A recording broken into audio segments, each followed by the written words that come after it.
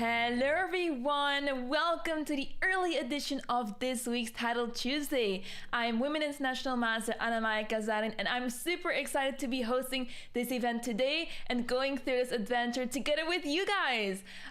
So before we get started with the tournament, let me first go through the format of this event. Maybe this is your first time here, so let me explain this, how the tournament works. So every single week we have two Title Tuesdays as the early edition. Later in, I believe, 6 hours from now, we have the late edition, but each tournament has an 11 round Swiss. And the time control is 3+1 increment. So that means there will be, there will still be flagging, less flagging than with 3+0, but it's definitely very different from 3+2. So that's going to be very exciting. And the prize money will be divided based on chess.com tiebreaks. Now, what are the prizes of this event? We have a total of $2,500 in prizes, with the first place going home with $1,000. So that is a big prize fund, and you have to remember that we have the Title Tuesday happening twice. So this is the early edition, and later we have the late edition. So a lot of prizes to be won here. And we also have, besides the top 5 winning prizes, we also have the top women winning $100, and the top streamer receives $100 in prizes. So a lot of prizes, a lot of action today. I'm beyond excited to be going through this adventure together with you guys, and the games have actually just started. Let's have a look who is playing. We have Hikaru playing. Let's have a look at his game. We have Dimitri Andreikin playing. We have Bortnik playing. We have Fedosiev playing. Joe Bavai is playing. Grishuk playing. It is a stacked event, everybody. Let's have a look. How is the first game of Hikaru going? Okay, we have... okay, he started with knight f3 on the first move. Very solid, very calm. Bishop b5 check. And this looks very normal so far. And he goes for a very aggressive approach. Oh, g4, knight e5, h4. Okay, love to see that. Love to see that. Now, how is black supposed to respond here? Because obviously the threat is h5, bishop e4, f3. And since the knight on c6 is pinned, you cannot just take here, obviously. So yeah, you have some problems over here. You have some things to deal with here. Apparently the best move here is bishop e4, which begs the question why f3 is not a very logical response to this. And I've yet to figure out, actually, because it's not... I believe maybe there is some knight takes g4 move. Okay, there is knight takes g4. There is knight takes g4. And after, obviously, if you take that knight, then you lose the rook. And the thing is, if you take here on e4, you play knight takes e5, and that's when you actually can play that move. I mean, obviously, since you have more defenders now. So that is actually what's happening right now. Okay. He takes d5, and yeah, there's more happening over here. a6 now. What do you do? Obviously, you want to take there, but then a takes b5, and it's a very crazy position. You might want to keep that bishop on the board, especially since you have the bishop pair. It's a very unusual position, and he goes for bishop takes c6. Okay, he takes the knight off the board and goes queen h5. What a very strong and an attacking move, threatening to take that knight. Obviously, what do you do with the knight now? Because I mean, obviously you cannot defend it. So yeah, knight g6 seems like the logical move over here. But now the problem is black's pawn structure. Despite the fact that the king of white is very unsafe in the middle of the board, black cannot really make use of this. And even if black decides to play queen g3 check just to avoid and prevent white from castling, you'll... Oh, I was gonna say you'll go to d1, but Hikaru goes for king f1. Okay. Hikaru is not scared. Hikaru is not scared of that queen. Oh, Okay, queen takes c5, rook c8, and yeah, the problem for black here is, I mean, obviously you would be like, okay, why would you ever put your king on f1 in this position? Why would you? And the simple reason is that Hikaru is seeing that black has not developed their pieces properly. I mean, this bishop is stuck on f8, and I honestly don't see how you can develop it in the next 2-3 moves, because this pawn on g7, you can't move that either. Not just because the knight on g6 is blocking it, but also because the pawn is pinned on this diagonal. And obviously the other logical approach would be e6, but since white is pressing so much, it is actually almost impossible to play this. And now black decides to be a little bit greedy, but now after h5, where does the knight go? This is completely lost, and yeah, that makes it so difficult for black here, like, just for the simple reason that black has no development of the pieces. The queen cannot handle everything on its own. And that's exactly what's happening here. Now after e6, h takes g6, you can't even take that pawn back because either e6 or the rook will be hanging, obviously. Bishop d6 has been played, and black is still trying, which is understandable in the sense that you want to be able to do something towards this king on f1. You want to open this f file to put a rook on there, but Hikaru plays bishop takes g7 extremely accurate, and yeah, this is resignable. Okay, he continues the game. Okay, just taking material. And there's nothing going on this rank, and Hikaru wins his game in great fashion. Let's have a look at Grishuk's game. Let's see how Grishuk is doing. He's still playing, but he has 2 minutes on the clock, whereas his opponent is down to 5 seconds now. But what is actually going on here? Because we have a opposite color bishop endgame with a pair of rooks on the board. Now, you would say that this creates a big imbalance, which it does, but yeah, do you want to trade those rooks? And the reason why this is winning for black is for the simple reason that this bishop just can't stop those pawns. It's all about the connectors, connected pawns. Now with this king getting closer, I would be a little bit concerned. With king c4, you're putting pressure on that pawn, and yeah, you could also play a3 perhaps, but this is probably more accurate since the king is not able to access a1, either a1 or a2, and I am not entirely sure why this still okay, this was a fair moment to resign. I was gonna ask, like, I don't think it's a good time to continue this. All right, maybe he was hoping for some mouse up, you never know. I mean, in this position it would be ridiculous, I guess, but I've seen positions where people actually under promote accidentally to knight. But typically everyone at this point has auto queen. All right, let's have a look. Okay, Bortnik is still playing. Let's have a look how he is doing against an international master from France. This position looks crazy to me. I mean, how 1, 2, 3, 4, 5, 6, 7 pawns were on the board from black side, and he can't promote because he'll get checkmated. That's why he played rook e1, so after knight e7 you take, but surely it must still be winning. He goes bishop e3 just to give the checkmate eventually. What a position! You do not see this often. I mean, we tuned in at this moment, and Bortnik, I mean, this is the only reason he is winning in this position is because of the checkmate pattern. Rook takes h5 was the only winning move here, and it's actually crazy like to see such a position happen in an actual game, because typically you see those positions and you're like, this is not real, this doesn't happen, this doesn't ever happen in history, but it does. This is from actual game. Okay, oh, we see a draw here, which seems to be a little bit of an upset. Okay, let's see how Shuvalov is playing against Minde. What? Huh? Oh my god. There was rook g3. I was gonna say rook g3 and then the king moved and the rook disappeared. Ouch.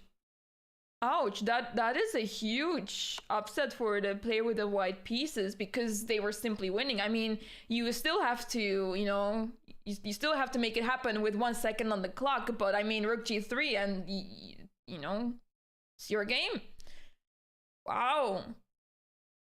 Let's have a look who's still playing. There's still a lot of games in progress, which is great to see. Okay, Eric wins this. Let's see. Okay, we have Luca Brasi against Eltai Safardi. Okay. This should be a draw. Note how I'm putting emphasis on should be. And the reason is the clock. Because I've seen crazy things happen with the clock. But okay, it's very straightforward for white. You just go back and forth. Whenever they give you a check, you go back. Whenever they attack, you go back to defend the pawn. So it's pretty simple and straightforward for white. So it shouldn't be possible even to go wrong here. But, you know. Yeah, okay. This must be a draw. Are they gonna play on for 50 moves? You know what would be funny? If they go on for 50 moves and on move 50, we see g6, h takes g6. Ooh, do not take that pawn. Okay, well, black helped a little bit there. But if, yeah, obviously the pawn was not hanging that position. e5. Yeah, it's impossible to make progress here. It's absolutely impossible.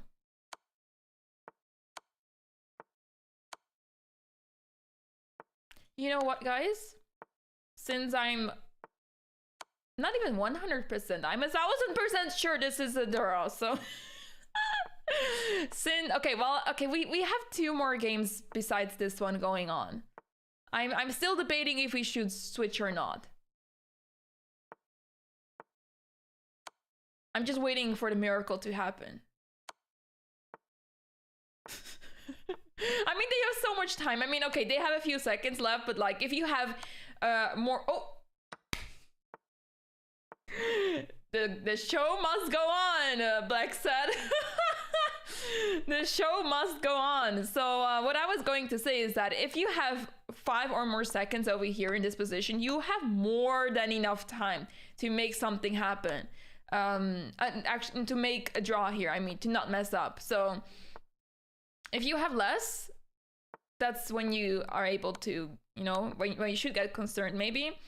But the players are playing pretty quickly, and it's actually only the player with the black pieces that is not going for this quick moves, and this should be a draw. Okay, cool. Okay, the other game's actually finished, so this will be the last game of the first round, and that's a draw. Wow, that took how many moves?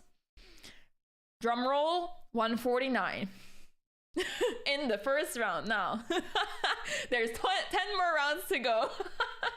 I would not want to have this as my first game, you know? Such a long game. Because things are not gonna... I mean, the nice thing about this format... Let's have a look at round 2. The nice thing about this format is that it allows you to play against stronger and weaker opponents. Maybe that's a little bit different for... the like top 10.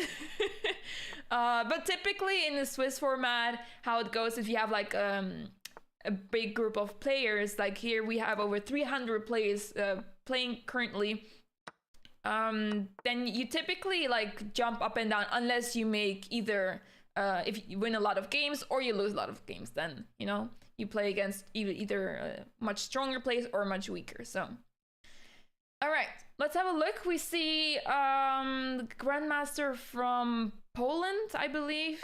Okay, yeah, I did not mess up the country flag. And Jobava is playing with the black pieces, and it actually started from a French defense. Okay, take that, French haters. Okay, so we see that the bishop on f4 is a little bit awkward. What do you do against g5? I'm wondering. Okay, so the idea behind bishop e4 is that after bishop takes, pawn takes, the knight is hanging. So that is like something you need to take care of. After g5, I'm guessing that you can take.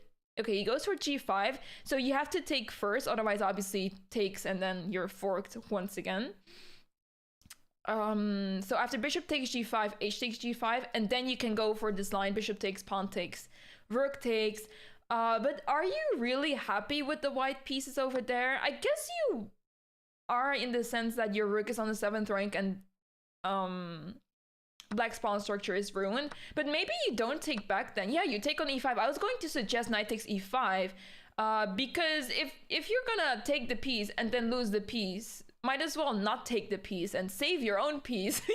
Okay, that sounded way more complicated than it should have been. But yeah, he saved his piece, and this bishop is now also still on the board. But I believe that black is doing much better here because that like piece activity, their pieces are so much better. Black got rid of the pawn on e5, which is white's like almost the strongest pawn on the board. So without that pawn, it's going to be very difficult for white.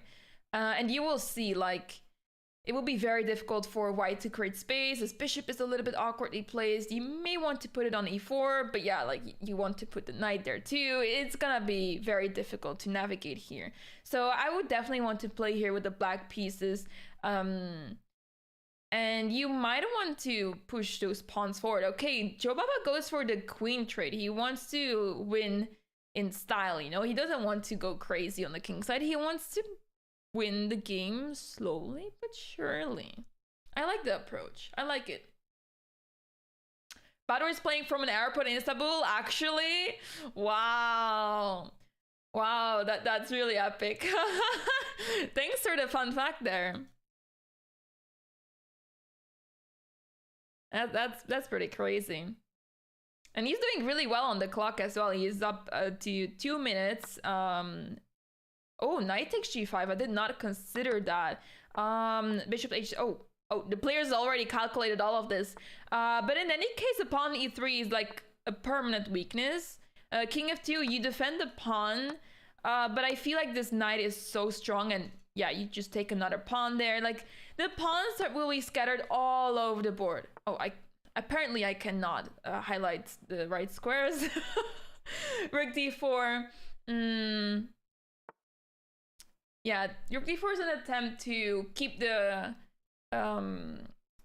tension on the d file and try to well, force black to take that rook on d4 to fix part of your pawn structure. But obviously Jabava is not having that, and he plays c5. Now what do you do here? Rook h4 seems a logical move. You want to prepare rook h1 maybe and then go for rook h7. Not that Jabava is gonna allow that, but it's probably one of the best ideas in this position.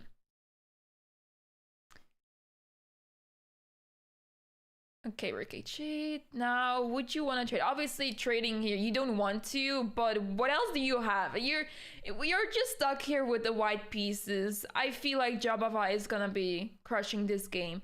One thing that Jabava needs to be careful about is the knight. If that knight ends up getting trapped, which it almost is in this position, then obviously you should get worried. But for now, knight e3 is a move that you can make very easily, and I don't see how white can like try to trap the knight. And he goes b5, also trying to go for knight c4 if needed. But now it's a bishop c6. I guess a6 is the logical move. I guess a6 is logical, and there's no... I mean, there might be a4, but not so threatening. Oh, he goes for the sacrifice. Did he miss this? Surely he missed that. Surely he missed that. Although now that I'm thinking about it, maybe the rook was stuck anyways? Okay. Okay, this must be winning. I mean, obviously white is trying to build a fortress here. Like if you're in exchange down, you have to try to stop all the entrances in your position. But this is very simple. It's very difficult for white to build any sort of fortress here, so this must be winning for Jobava. Good game by him. Very good game. as I say that, the Eva bar decided to make our hearts drop. But it wasn't too bad.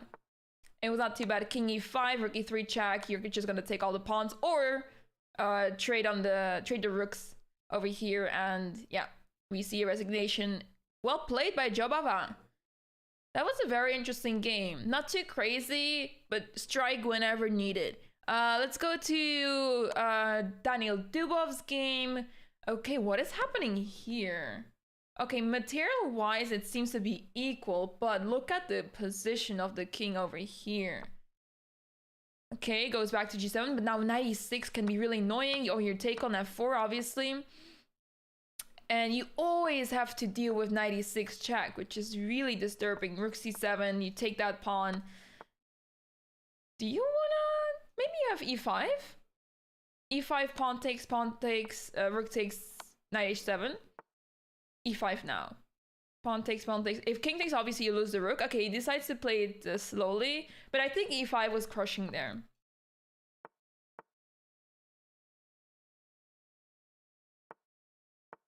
Okay. Slow progress. Rook a7. Where's the breakthrough? e5. There we go. Now d5 drops, but you have e6 and you just win the knight. And okay, he goes for the sacrifice. That is a very good attempt because obviously it's easier to hold the position that way than, you know, like it's a slow process, or you have a chance to hold it, and it's a short process if it's not the case, which is right now the case. You're not able to hold it, so you lose very quickly. But it's a good attempt. Like, you have to try to go for something. You cannot just allow it to happen, right? You cannot sit and wait till your opponent takes all your pieces, pretty much. Okay, let's have a look. Okay, this game just finished. Let's see if this game... Okay, Alexander... Fedoshev actually won this game. Hikaru won this game. I'm trying to see if there's more games going on right now. Okay, we see Chessmood playing as its national master over here. This should be winning for black, but you have to be careful that you do not mess up. That you do not accidentally lose the 2 pawns for the bishop. For example, if you play f3 now, that's how you make a draw in this position, because after a bishop takes, knight takes, you win this pawn too.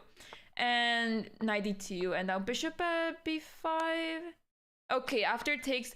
Oh, he calculated this very well. If you take now, king f3, king g1, g2, and then... Oh, okay. That was a tricky one. That was a tricky one. If he would have gone the king f3, then it was a draw. Now he's trying to get himself stalemated, but looking at the technique of Robert, that's not happening. And we see a timeout. All right. Very great conversion in the end there. Let's have a look at this game. Okay, this game was finished. And this game, I love seeing queen endgames. I love seeing those. I mean, I hate them when I have them on my board. But you just see everything happen. Okay, well, this is a little bit anticlimactic, but I was hoping for something really crazy. I have seen queen endgames that were supposed to be losing, and then there's a checkmate in one all of a sudden by the person that was completely losing. So... all right, we are in a bishop and knight versus knight and pawn position. I think this is more draw than anything in the world. Even if you lose a knight, honestly, I might consider myself to give away the knight and be like, yo, prove me. Prove that you can check. No, that's torture, honestly. Yeah, the play with the white piece is actually Dinara Dordieva. I know her from what I played in European and World Youth Championships. I've played her at least once that I can recall. I think only once, actually. She's a very strong player. Yeah. This is basically... we're gonna see someone flag. or we're gonna see 50 moves. So we're in here for a long ride, everyone. Actually, I'm curious if there's a flag, if you can still win that according to the chess.com rules when it comes to the flag. I actually think... Ooh, I'm not... It should be the case that if the player with the black pieces flags, that it should say it's sufficient material so white wins. Oh, this is a draw. Okay. No, that's okay. That's insufficient material. Okay. All right. Okay, game ended in the draw, and we move on to round 3. We move on to round 3. Let's have a look who is at the top. There is a lot of players with 2 out of 2. Let's see who is going up and down this round. Let's go. Oh, the board was still loading. I was like, where did the pawns go? But okay, this is Bortnik against GM Shaheen from, let's have a, okay, I wanted to say the country, Iran, but I wasn't sure if I was like going to embarrass myself by saying the wrong country, so I refrained from saying the country until I was sure, but it is Iran. Okay, we see an opening that looks horrendously much like the London.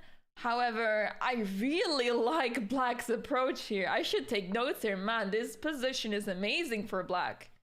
I like this. Like, the aggressiveness on the queen side is fantastic. That's what you want. That's how you scare off those London players. Right, chat? Alright. Queen c7. I'm just joking, guys. I'm just joking. Rook ac1. Okay, rook ac1. That's not a move you see often, but it's pretty difficult for white to make progress for the simple reason that those pawns over here are crazy well placed. Now black decides to take on d4, and I believe for the simple reason that they want to put pressure on this pawn on c2. And since white is never able to play c4, I mean, they might be able to play c3, but look how many holes there are in the position. It's one thing if black is going to be able to make use of that, but you definitely do not want to be on the side with the white pieces here. All right. Queen d6. Knight e2. Bortnik is trying to make progress here by maneuvering the knight, probably going to f4, maybe to d3 and then c5. c5 would be a fantastic square for that knight.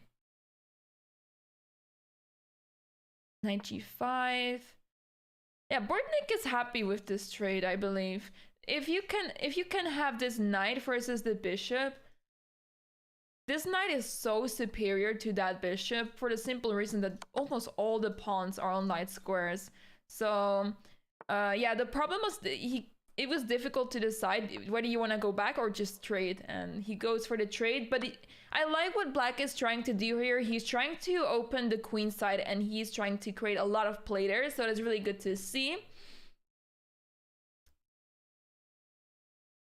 And now what do we do? Okay, he decides to trade the rooks off the board. Now, the more pieces are being traded off, the less chances both players have to actually win. And I think the play with the black pieces will be very happy to take the draw, especially in this position with this bishop on b7. You can try to improve it by playing bishop a6 and perhaps put it on c4, but that's the best you can get out of this position, I feel like, and that's why I think black will be very happy to take the draw. However, with bishop a6, suddenly knight d3 is out of the question. Whenever that happens, we take that knight off the board and we're very happy. And now this knight is not able to access those really nice squares that I mentioned before, e5 and c5. So knight h5 has been played, putting pressure on that pawn on g7. we might see queen g4 on the next move. But in any case, black is always able to play either g6 or f5. Maybe not f5 because that seems a bit too crazy.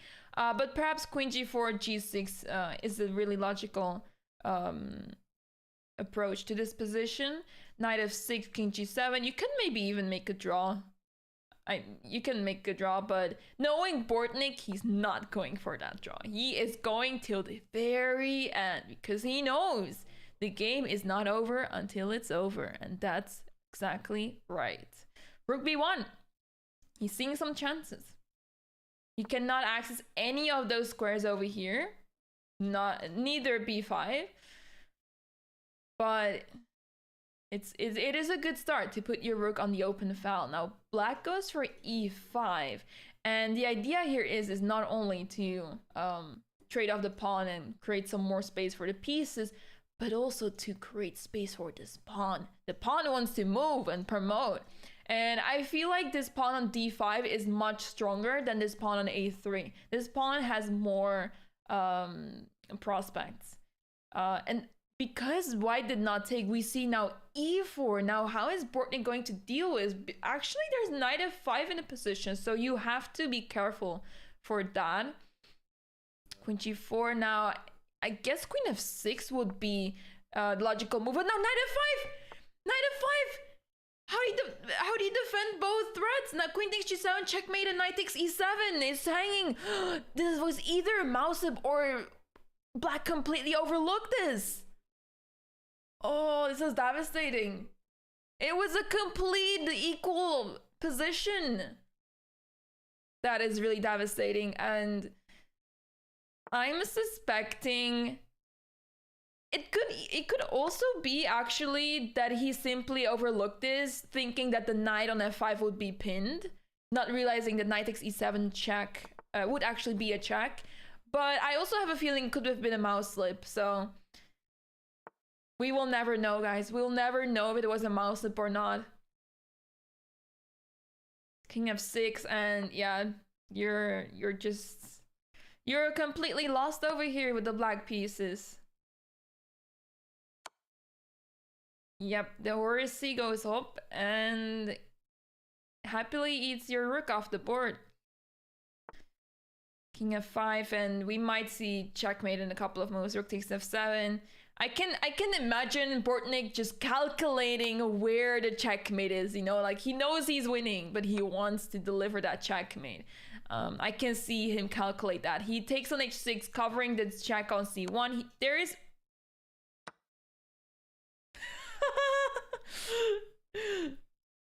I also have to say something about it. I don't know if that was intentional or not. I cannot say that. It might have been intentional. It might have been intentional. I don't know. But I can tell you that it's either intentional or not. We can't notice. We can only notice by asking GM Shaheen, did you do this on purpose? All right, let's have a look at the next game. Yeah. It is a good attempt. I mean, if you're lost, might as well, you know, it's basically your last chance, you know? It's the last hope you have. And your opponent is always capable of blundering. And I think we're seeing a repetition over here. All right. I almost got worried that there was a checkmate, but that's impossible. Right. Okay. Very solid GM draw. Let's see how Fedosiev is doing here. Ooh. Ooh. Ooh. The reason why I'm so shocked, or, well, I would say I'm pleased to see this position because it's really difficult to play this for both sides, and there's a flag out of the blue. That's why. I mean, I didn't see the time situation just yet, but seeing the position, I was expecting like a 100 move continuation, unless there's a flag, obviously. But it is so hard to play this, like, with both knights on the board. The black pieces are much more active than white's pieces. I would have been curious to see after queen b1, at least you have some sort of threats along the diagonal. But yeah, I think this should be holdable with the white pieces, but extremely difficult because there are so many threats you have to take care of. And at some point, those pawns will push, and that's when you need to get worried, maybe. But yeah, those positions are very difficult. Let's see. Just Mito. Oh, wait. Wait. What did we run into? Guys? I'm going to replay what happened in the last couple of moves. Queen takes h4. Oh my goodness. Queen takes h4 and it's a stalemate pattern. The king has nowhere to go. All the squares around the king are covered by the by both queens. After queen takes h4, you just give away the queen in every way possible, and it's a stalemate. Wow. Yep. This is why you continue. And this is a game between an international master, 2750 rated, and a grandmaster rated 2919, everyone. This happens at every level. So if this happened to you or your opponent, don't worry. We have people that are international master, grandmaster, all sorts of titled players that have been in the same position. So, just so you know. We move on, everyone. We have round four, and we have still a bunch of players on 3 out of 3. I was trying to count how many. Okay, we have 25 players still with 100% score, and this is the last round before our first break. Let's see what is happening here. We have Severomorski against Nyal 28. Let's have a look. Okay, it started with the Queen's Gambit variation. The queens are off the board. What is happening in this position? Black has a bishop pair. Now, I would say I really like Black's position. Black has really active pieces, plays a3, and now created the square b2 for the knight. And you're not taking the bishop on g6. You're playing bishop f5. What a move! But those knights on the side are a bit oddly placed. Like, it feels like they're a bit tied together. Like, first of all, they have to keep defending the bishop, and second of all, I don't really see better squares for those knights, actually. I mean, you can try to get your knight to f4, but that's about it, really. Preferably, you would want to have the knight on f5, but since this bishop is pinned, it's pretty impossible. And if you take on g6, then h6, g6, you're never gonna get to f5 ever. So I really like Black's position here, but the question is, how do you make progress here with the black pieces? Do you play c5 just to try to create some open files? Where is the progress to be made? It's very difficult. Rook e8 was played now. White does indeed go for knight e2, which makes a lot of sense. But what is Black's idea here? It goes king f8, which makes a lot of sense, putting the king on g7, which seems to be very safe over there. And now g4. Strengthening the position of that bishop. All right. Maybe White is actually considering to play knight g2, knight f4, and maybe followed up by h4, h5. That is actually a very nice plan. I really like that. Rook 88. Black is taking it easy. White as well with h3. And now Black is preparing c5 with b6. How is White going to deal with this? You cannot really stop c5. So I'm guessing we have to play a move like knight f4, because I feel like you have to be a bit more active right now.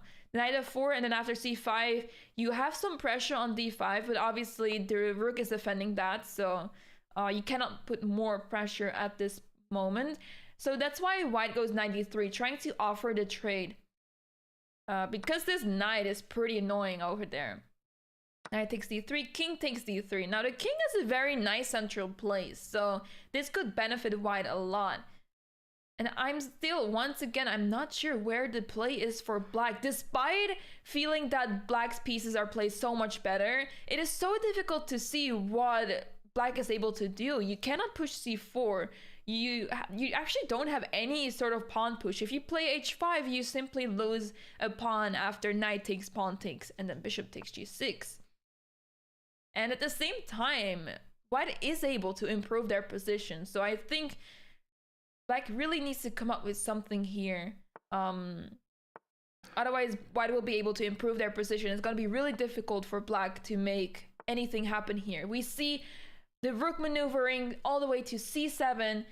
I'm guessing there is going to be a trade along the c file very soon. Very interesting to see, by the way, that black is on 1 minute and 40 seconds, whereas black is white. Is down to 1 minute on the clock. All right, d4. Now black does have a passed pawn over here, so that can create some chances for black. But the light squares are very weak over here. The light squares are very weak, and you don't have a knight or anything like that or the bishop cannot support it. So it's a little bit difficult for black to make progress here once again. King c6, f3. Yeah. King b5. You want to get that c4 in, but rook c4, and you cannot make progress. You cannot make progress.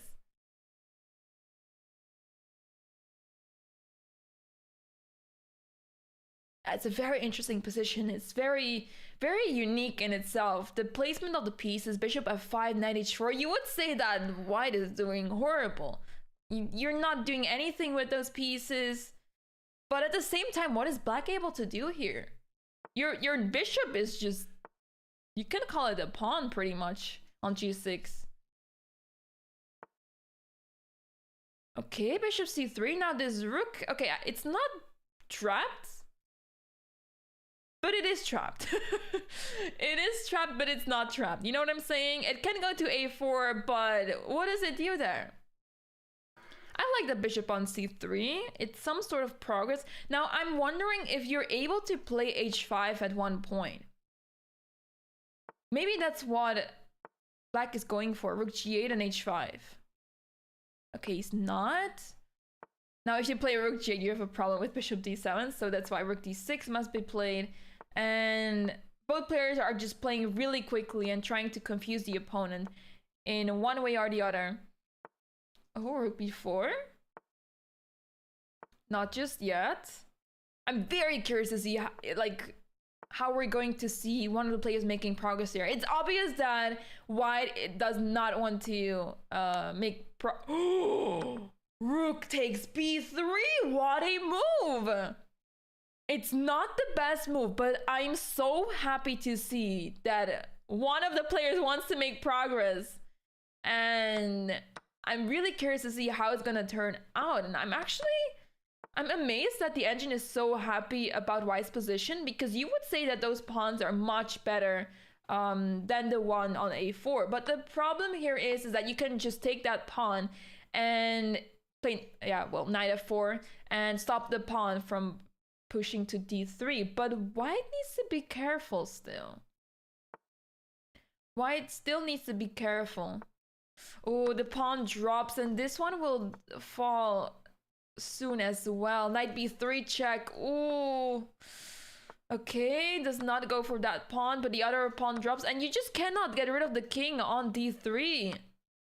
Both players are in a big time scramble, and this is really upsetting for black, because black was really trying to make progress in a position, but it did not work out. White was simply going back and forth and admitting, I wouldn't say defeat obviously, but more like admitting that it's a draw. And we see the position continuing, but it's obviously going to be a win for white. Wow, what a game!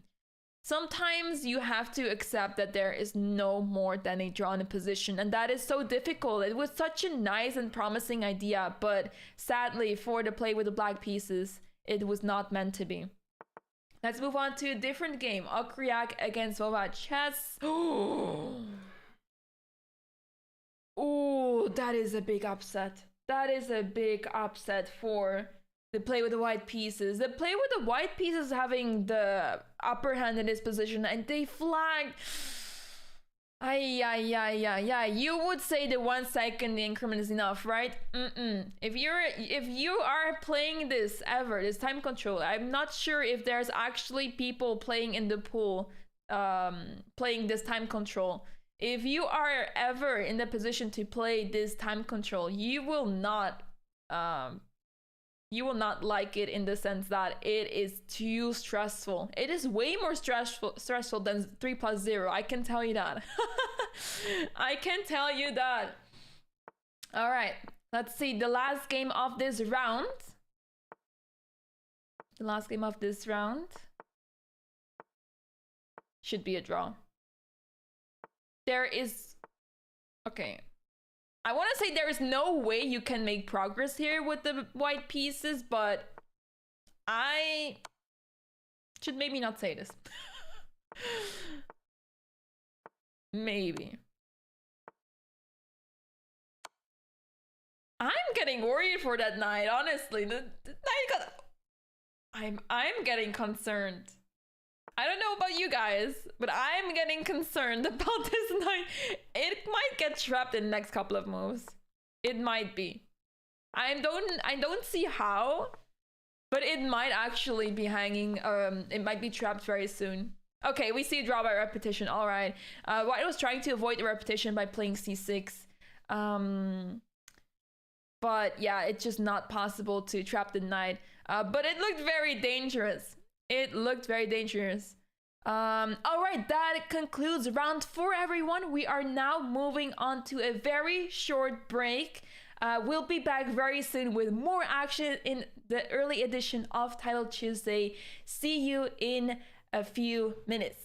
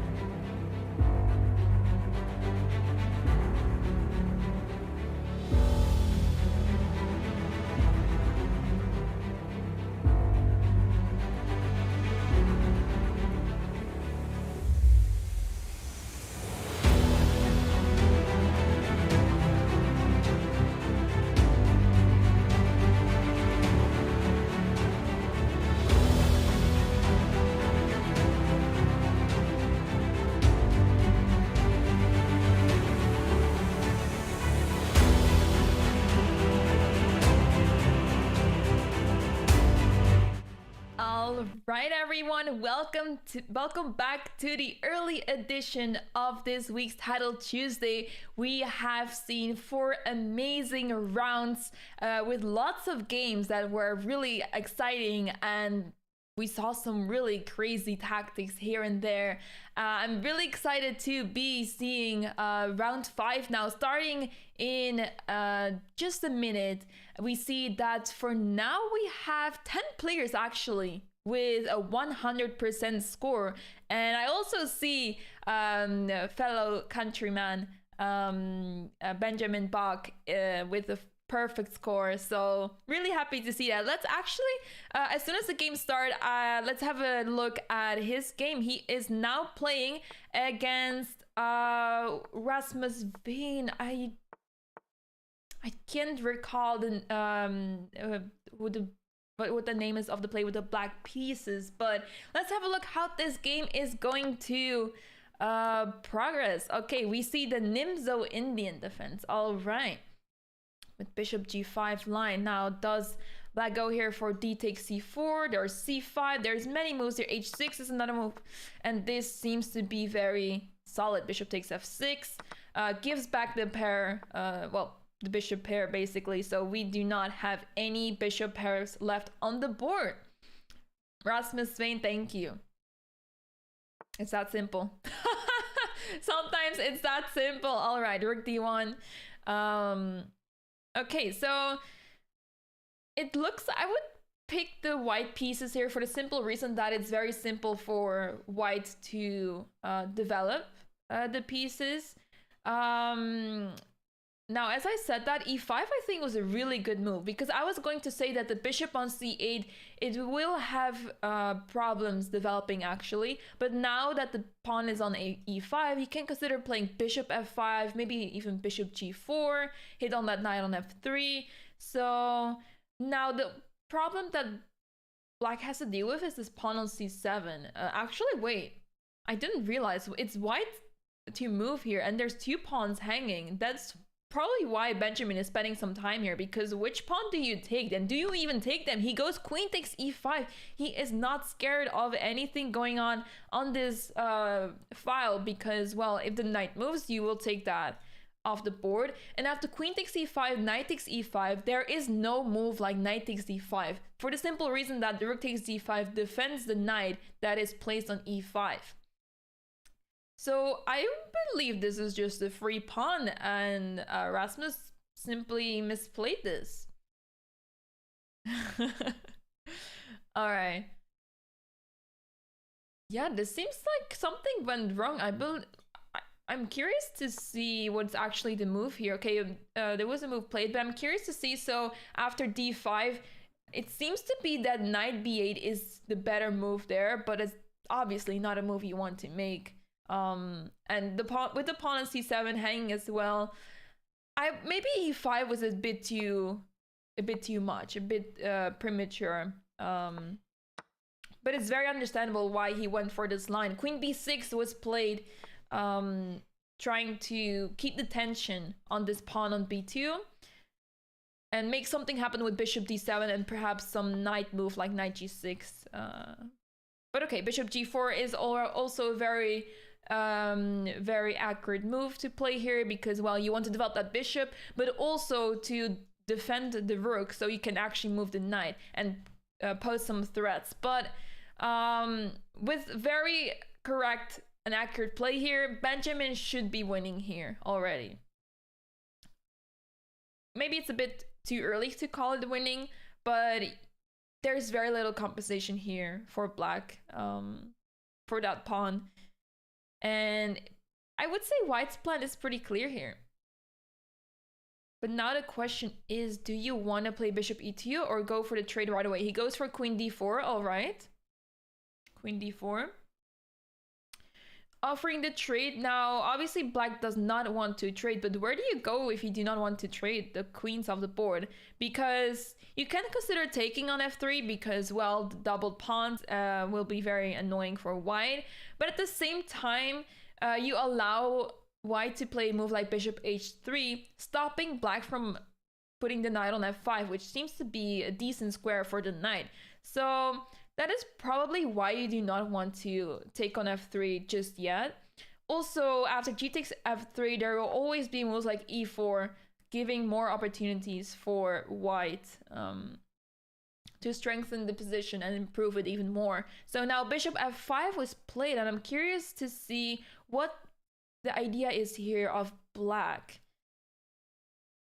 Now both players are around 1 minute on the clock, which is pretty surprising because typically we see that the players spend very little time this early on in the game. But oh, we see d6. Okay, that's actually a really nice way to make use of the fact that the pawns are doubled over here. Now there's not a single pawn defending them, so that looks very difficult for black to deal with. But now you have to be careful with the white pieces. I like what black is trying to do here, but because the knight is plays so well on d4, rook d8, what a move. I like that move, making sure there is nothing going on. The knight on d4 was covering everything perfectly, especially the square on c2, but despite all of that, Benjamin is trying to simplify the position and win the game in style. f3. Now where does the bishop go? I'm guessing you either, if you retreat to g6, you might face e4 sooner or later. Probably not anytime soon, actually, because the knight needs some protection. So knight f5, what a move. Wow, knight f5. So after f takes c4, there is this crazy move, knight takes e3. And guess what? The knight is hanging. If you move the knight, rook d1 checkmate. I want to show this to you guys. After the game has finished, I will show you guys on the board, because that tactic is really pretty. Now, Benjamin did not go for that, obviously. And he has a very healthy position. He's up a pawn, has a much better pawn structure. And there are no... They're not even like imbalances that black could potentially make use of.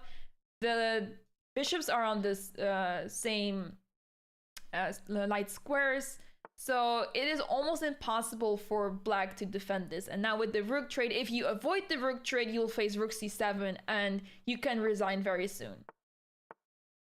Benjamin is not allowing any sort of counterplay. He's not going for rook c7, which is a bit surprising. I would instantly want to go for that pawn. But he smells blood. He smells blood. He wants to push those pawns in the center and win the game that way. After rook takes e5, there's king f4, but f6. And suddenly you cannot take just yet. But okay, the position is so winning. You can simply take all the pawns on the board and... that's it. That's it. The game is winning. We'll wait till the game ends and then I will show you this really beautiful tactic that was in the position.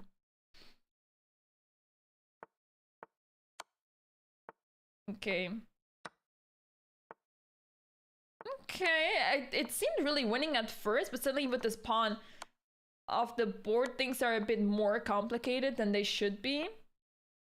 Now h5, you can push the pawn since the bishop has left. Oh, I don't... As soon as I see a king in an endgame with very few squares on the board, I start to get worried. Because crazy things can happen here. Rook d7 was maybe... okay, this still happened, and yeah, you cannot stop the pawn. This should be GG. Okay, Benjamin won that in a very, very... clean way. Very unfortunate for Rasmus that he lost the pawn very early on and was not able to recover from that. But let me show you guys what was actually being threatened. So after f3, Rasmus went for knight f5, and you would say that looks very silly, right? But the point of this move is that after f takes e4, there's knight takes e3, and now the knight is hanging, right? So you would say, I will need to move this knight. I cannot defend it with any of my pieces, so I would like to move it. For example, I want to be very active. I want to play knight b5. Nope. It's checkmate in one, and that is what Rasmus calculated, but so did Benjamin, which is why he went for a different line, and he took the knight off the board instead. So that's a really nice tactic and really impressive that he calculated that so quickly. But unfortunately for him, it was not forced. And Benjamin could play something else, and he saw it as well. All right. Let's see. Oh, rook and bishop versus rook. There was the rook hanging on h8. There was a rook hanging on h8 and both players missed it. All right. Let's see for how long they've been playing this endgame. Oh, it seems like they've been playing for a while. Okay, it seems like around move 60 they made the last trade. Okay. Oh, black needs to play faster because the time... Oh, you cannot defend checkmate. You cannot... Oh, man. What a roller coaster of a game. I mean, that's what bishop and rook versus rook is like, but we did not see that coming, that the rook would be hanging, actually. But the problem here is the reason why white is winning is because you want to keep on giving checks to the black pieces, right? So the next move would be rook g6. There's no way you can defend this checkmate even after this check. So rook g6 check. If you play rook g7 to cover on a7, the bishop is looking right there, so that doesn't help anything. And at the same time, you cannot escape over here. You don't have time for that. So rook g6, bishop d6, and now you would say, okay, all right, I want to run away. Once again, king a5, rook a8, checkmate, and you cannot run to b4. Now, after rook g7, what the winning idea here is that you play, let me have a look. Oh, right, rook b4. Rook b4, rook b3, any rook over here. And there's some crazy pattern. Basically, you need to try to find a way to have the king on a5 while your rook is on the 8th rank. It's really crazy, but basically now if there is king a5, you will go here, and if you go here, then rook a4 checkmate. If the rook goes anywhere, let's say, okay, let's assume it stays on 7th rank. If it leaves, my idea of rook h8, rook a8 works. If rook f7, then there is, I believe, okay, for some reason, it's bishop e5 and mate in 3. You cannot make this up. It's mate in 3. It's because bishop c3 and rook a4 checkmate. Okay, we've seen enough of this position, but this is why it was lost, and that's why they resigned. Okay, and that concludes round 5. Let's have a look, guys. Let's have a look. We are moving on to round 6. And we still have a bunch of players with 5 out of 5. Okay, we have 4 players actually with a perfect score. All right. Let's see what they're up to here. So it's Robert Chesmood against Matthias Blubaum. And all right, bishop e4. What is this position? How did the bishop... Okay, the bishop got there because it moved to f5, and then after e6, now it got to e4. All right. Very interesting position. I would say that, you know, on one hand, you would say that black is doing better because they have so much control over the square d5, and the pawns over here are not the greatest. They're blocked. They are not able to push anytime soon.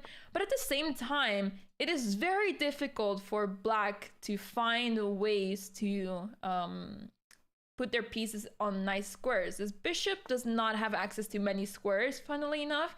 This knight is not able to move forward. The only way to move forward is by pushing f6 and trying to create more space for the pieces, but it's not very easy. And now knight takes e5 is hanging. D takes e5, queen takes d2.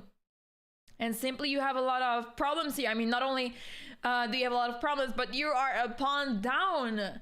That seems to be missed by Robert over here because, yeah, he played king h1 relatively quickly. So Yeah, it makes sense that he missed it, but this is very expensive. It is so expensive in those structures to lose the pawn on e5. He does have the pawn back on e5, but regardless of that, this creates so much play for black, especially now the bishop is able to go to c5. So knight c4. Okay, the knight jumps to a really nice square, but this pawn might be taken soon. First, we need to take care of this rook, obviously. But basically, after bishop takes, there is no rook takes. And if bishop takes, pawn takes, I believe you have problems to deal with on the king side. Something like queen g5 might happen. Queen h5, it's not a great position for white. All right. Okay, queen e3. Offering the queen trade obviously makes a lot of sense. Now I would want to go queen g5 here, and after rook g1 I'll have to retreat, but I want to keep the attack going. I do not want to trade it, obviously. All right. Both players are on 1 minute on the clock, so they have plenty of time for now, but I really like black's position, and it's actually so difficult for white to do anything in this position. Black is playing very precisely, and the pawns are just so well placed, whereas white's pawns are just scattered over the board, very vulnerable. Not a single pawn is actually connected, so that is gonna make white's life much more difficult. He takes d5, and black still needs to work for the full point, but it's obvious that black is winning here. White is spending some time here. I'm curious to see what they are going to come up with, because they really need to create some counterplay for themselves here, even though that is really difficult right now. But we need some activity with the white pieces here. Maybe rook d4 just to stop this trade, and then try to focus on the g7 pawn. Okay, he goes for the endgame. Okay, after rook fe1, very tricky idea. There was no rook takes d6 because of the back rank, so rook e7 is attacking the pawn on a7 now.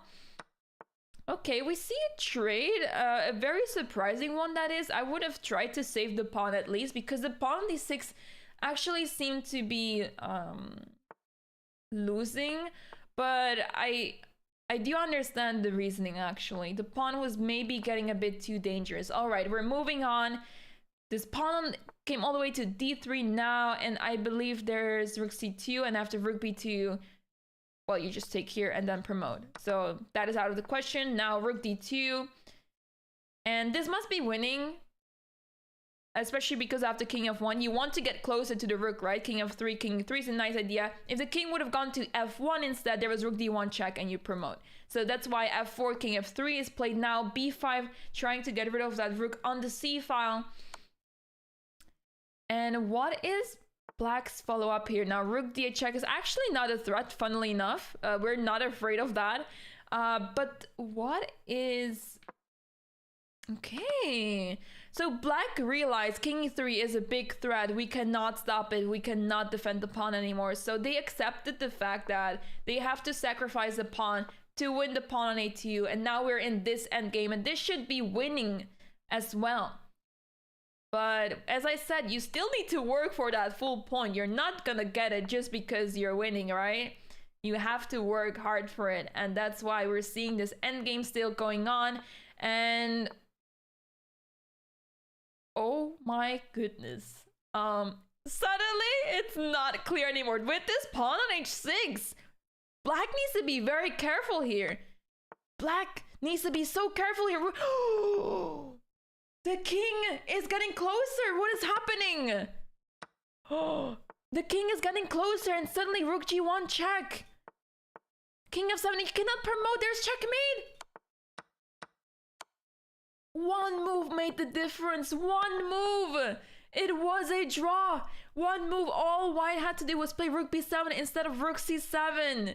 That goes to show how much one move matters, because the king was still far away. Here in this position, rook b7 was the only move to survive, and it does not seem very logical, right? You want to give checks all the way as much as you can. But the idea here is that after rook c7, king d5, the king is closer and he went to b7 anyways. But now with the king on d5, the king was much closer and able to stop the pawn together with the rook. It's crazy how it works. Chess can be so unforgiving. Chess can be very unforgiving sometimes. And yeah, rook b7 was the only move here to try to save the game. And with the king further away, it was gonna be possible to stop the king from getting closer and take all the pawns and get the draw. All right, we are still in round 6. Let's see how Benjamin is doing over here against Den Laz. All right. King e3. Now this should be a draw. Should be. You barely see two knights, actually. You barely see two knights being played. It's typically like bishop and knight, or bishop and rook versus rook, for example. You always see the bishop, but you never see two knights in the end. And we actually ended with a repetition, which is really surprising. You do not expect a repetition to happen in this position. But okay, this game ended in the draw. We still have 2 games going on. Let's have a look what's going on here. This game should be a draw as well, even if you lose one of the pawns. But obviously, if you lose one of the pawns, it's gonna be much more difficult to make a draw. So preferably we do not lose the pawn. But all right. Oh, we see a draw offer. And the draw offer has been declined. Now buckle up your seatbelts, everyone, because we are in for a write-off more than 50 moves. I think we're gonna see e4 happen. I think we're gonna see it happen.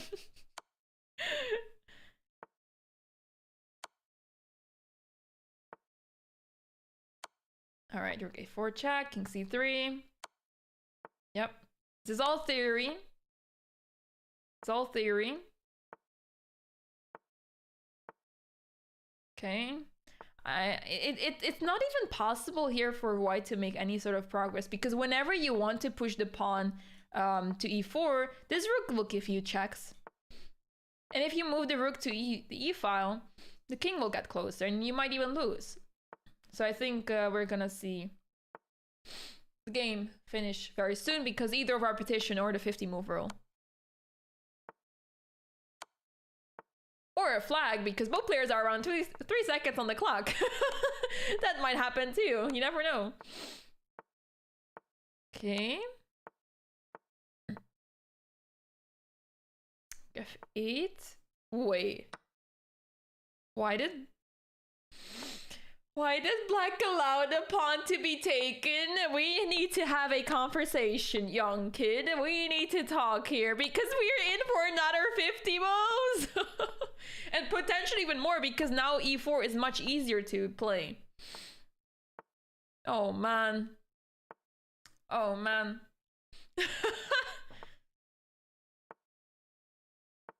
And I believe this is also the last game. Yeah, the last game of the round. The nerves that players have is insane, because all this time they're around 5, 4, 6 seconds. Love the order that I used. Yeah. Okay. Yeah, he should have taken the draw. I agree. It was the play with the black pieces that offered a draw, so we're in here for a long time. Actually, when was the capture again? Oh, this game might actually...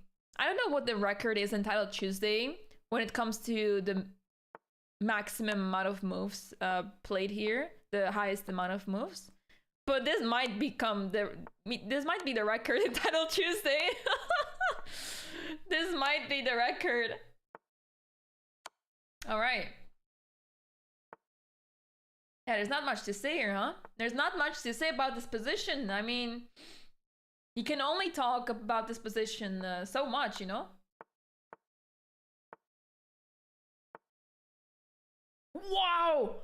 We see a repetition on the board. There is no way. There is no way we see repetition. Thank the Lord. This game lasted for 175 moves, and honestly, at this rate, we could have seen more than 200 moves, but they saved us. The players saved us. All right, we are moving on to round 7. And if we look at the standings real quick, we see that Matthias Bluebaum is on 6 out of 6. He is leading on his own with a perfect score. And there's a lot of people following him closely with 5.5 out of 6. And then a big chunk of people with 5 out of 6. So there's still a lot of chances for a lot of players. And let's have a look at round 7. All right, we see okay, we see this is from 1d4.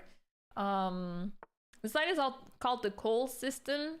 I always just refer this to as 1d4. It doesn't really have a specific line that we're used to call it, like, for example, the Queen's Gambit or the London. But yeah, it's called the Cole system, and I really like Black's position. I feel like Black got the maximum out of this position because the knights are very well placed, the bishop is on b7. There is not more you can get out of this position, basically. But how do you make progress in? At the same time, White is trying to get control over the d4 square that after pawn takes, there's knight takes d4. But I'm not sure where this knight on b5 is actually going to. If that doesn't happen, right?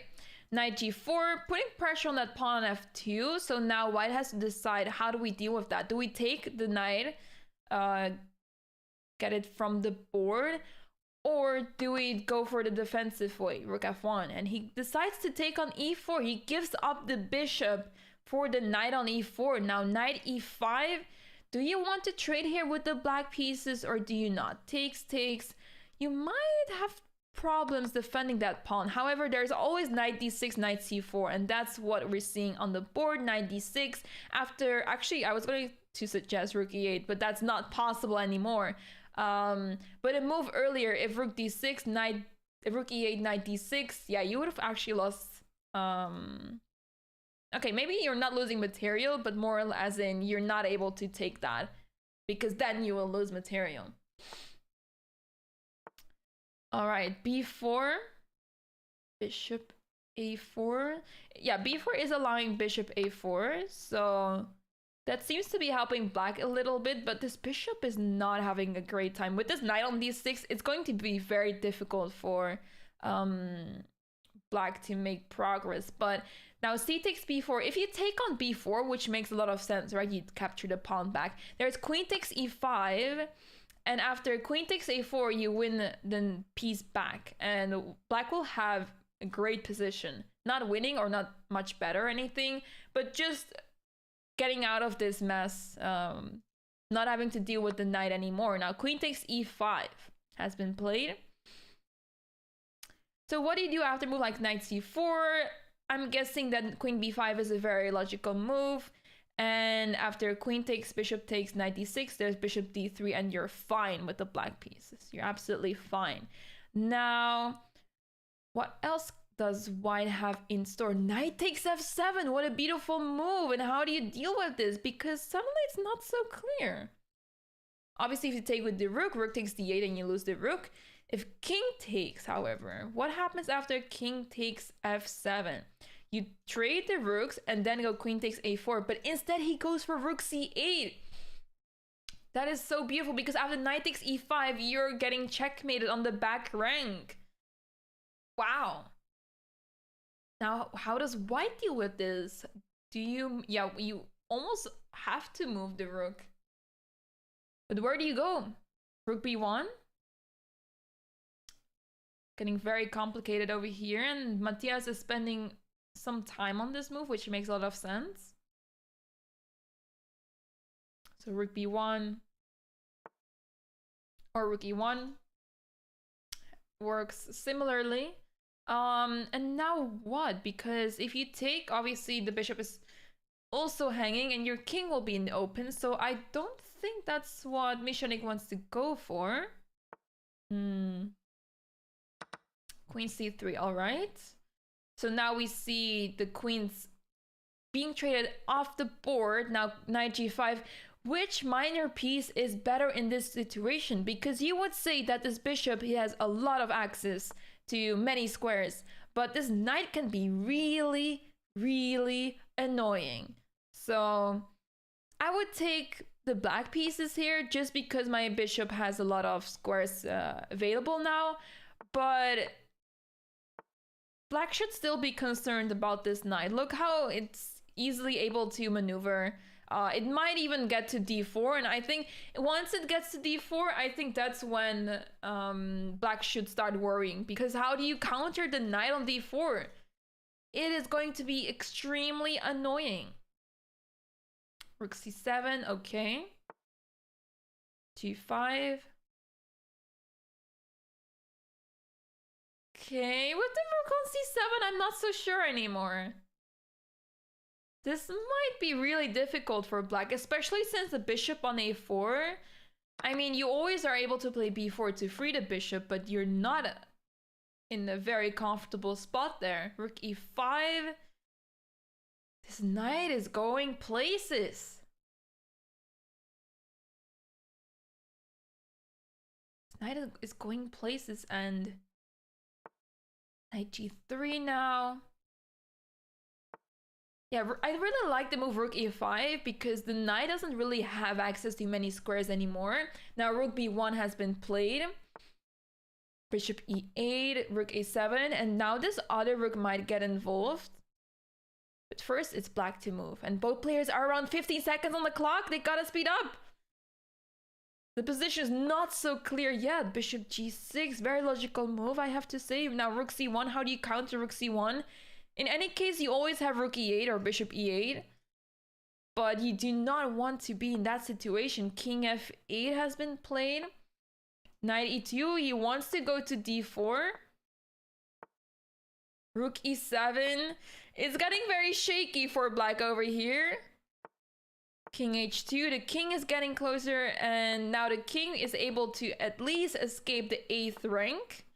So it is relatively safe on the 7th rank, but still rook h6, now rook g6. Yeah, there we go, rook h8 check. Okay, he goes for the pawn instead. Now rook g7, how do you counter this? Rook f6. This is such a difficult endgame for both players because white has the upper hand, but black is defending super well, and we see, well, what an anticlimactic ending once again. The players are going for a repetition and the game ended in a draw. That position seemed to be so spicy. I really expected something really exciting, but, well, it had to end in a draw. It had to end in a draw, a very GM draw, am I right? All right, we are in the next game. Let's see how Daniel Dubov is doing against Actor Zhu.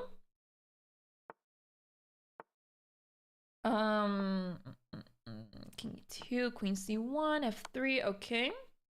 This should be... I'm not seeing how white can escape all of those checks. It's obvious that white is better, but if you're not able to escape the repetition, then... Okay, now the king is more or less safe. But this is really difficult for white to make progress, because as soon as you push with your queen or with your pawns forward, you face another check and you have to go back. So now b4 and queen c5. Yeah, if queen c5, that's a very like typical way of allowing the draw. Queen d3 would have been happening, but right. And now the pawns are dropping, but this pawn, you can't stop the pawn anymore. Oh, that escalated quickly. Wait a second, where? Oh, check? Oh my goodness, what is happening? Oh my, wait, imagine Queen b7? Oh no. Oh no, no, no. Oh no. Queen c6? e7? Queen endgames. That's all I have to say about this position. Queen endgames. They are the worst. Oh my goodness. We might see repetition while white is winning. Okay, white changed the position now. The evil bar is just going up and down. It's crazy. There are some patterns here that allow the draw. Oh, king c6. Where is that king going? You do not have any queen d6 because the pawn is hanging. I would honestly be worried here for the play with the white pieces because of the pawns over here. They're terrifying. Huh? Queen c8? Queen e6. The checks seem to be dying out as you land on b2, and that's it. Game over for black. To be fair, not so fast. I mean, obviously it's winning for white, but as long as black has the checks, you can still keep going because the queens are not having the easiest time covering. Oh, we see a trade. I mean, obviously that was gonna happen sooner or later. I'm just surprised to see black going for it themselves. Queen e4, checkmate. Oh, what a beautiful checkmate. What a beautiful checkmate. And this goes to show how difficult it is to win a queen endgame. Daniel Dubov was winning the game for the longest time, but as you were seeing how the evil bar was dropping and jumping up and down, it is so difficult to convert this. It's so difficult to avoid the repetition of all those checks. And at the same time, it's also difficult to spot the right way to win the, to make the draw in this position, to avoid the loss here with the black pieces. So, yeah, crazy. All right, we are moving on to round 8, which is the last round before the second break in this event. Let's see how the games will continue. We do not have anyone on a 100% score anymore, but we have a lot of players with 6.5 and 6 points out of 7. So that's a huge score, and it's, yeah, everyone is still able to win. Okay, almost everyone. Not everyone, but a lot of people are still able to win. It makes it very exciting, the last couple of rounds. Okay, we see that Min is playing against Matthias. Let's have a look how things are going. I believe this started with the... Okay, it started with the Ragozin in the Queen's Gambit decline variation. All right, it seems to be very peaceful so far. If you're able to get to this position with the black pieces, I think you can be quite happy because you have a lot of space. It's very clear where your pieces are going. Okay, I was going to suggest maybe the bishop would go to f5, but now with long castle, that is not a move you see often. It allows a move like c4, and then suddenly things can get really dangerous on the queen side. So it is really surprising to see. Matthias goes for bishop b7 instead of c4, but this allows c takes d4 moves to happen as soon as the rook gets to c8. So it's pretty dangerous for Min. I don't think he was looking forward to a very solid position after short castle. He wanted to get the imbalance going on. He wants to start an attack himself, perhaps, but he is going to this very safe corner over here on the queen side. Okay. Now, how does black follow up here? You could still consider playing c4, but he goes queen e7. He's taking it easy. He's not rushing it because the problem is if you play c4, you have to keep in mind you cannot go back. And that's the danger with pawns. You want to keep the tension going. If you push your pawn too much, you can't go back. And you also weaken a lot of squares at the same time. So that's why Matthias, I think, is taking it easy. He's not in a rush. Now, bishop d3, it was stopping knight e4. I mean, you can still go knight e4, but it will do less damage than it did previously. So yeah, rook c7. Matthias is going for the double rook on the c file. And yeah, this is a very unpleasant position for Min, I would say. He does have access to e5, but the power of the rooks on the c file, that will be very noticeable very soon. And that's why Min is going for d takes c5. Okay, rook hd1. That's a good developing move. Now, what does Black go for? Because if you play c4 now, you allow White to play knight d4 at some point. So that is the downside to this, allowing d takes c5 and not playing c4 sooner. But it's very understandable he did not go for that, as he wants to improve his position first and then strike when the time is right. Queen d8, he's avoiding the queen trade, which makes a lot of sense because he is having the upper hand on the attack here. White is not able to attack anything here. Okay, they are able to attack the pawns in the center, but they're not able to start an attack on the king side, and that matters most. And as I am saying this, Min is like, let me prove you wrong, and he plays g4. Love to see that. After knight takes g4, he will be very happy to lose that pawn, because not this very move. After you have moved the queen, then you will play rook g1, and then you'll be able to put a lot of pressure on g7. So he is going for it. Knight takes g4, queen g3, and bishop c8. What a move. Normally you would expect knight f6, just putting the piece back, but he goes bishop c8. Wait a second. Wait, what is going on? Queen f6 threatening checkmate? What a move. And after rook d2, what is the follow-up? The rook is also hanging. Gotta keep that in mind. Maybe queen f6 is not that good, because after rook d2, a simple defensive move, you are still attacking the knight and the rook on c7. So after rook b7, rook takes c5 has been played, and White is not worried about rook takes b2. Rook takes c8. Rook takes c8. What a move! As soon as you give Min the opportunity in such sharp positions to get in those positions, he will punish you. He sees those tactics. He was not in a great position. Rook takes c8, and now you take that rook on b2, and with very precise play here, you can save the game. King a2. You're fine losing that bishop because you have queen takes g4.